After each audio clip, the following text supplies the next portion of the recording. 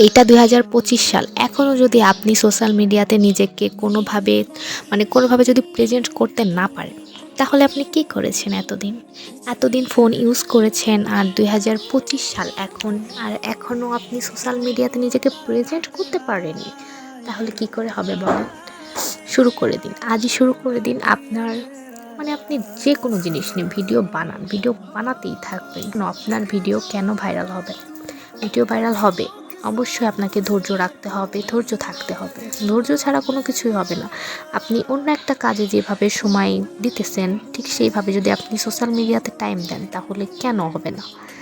সব কাজই কাজ, কেন এগুলাকে কাজ মনে করবেন না? আপনি এটাকে মানে টাইম পাস হিসাবে রাখবেন, একটা দুইটা ভিডিও ছাড়বেন, তাহলে আপনার ভিডিওতে কিভাবে ভিউ হবে বলেন? এটাতে কন্টিনিউ অনেক টাইম দিতে হবে, আপনার সময় দিতে হবে, এটাকে নিজের কাজ মনে করে সময় দিতে হবে।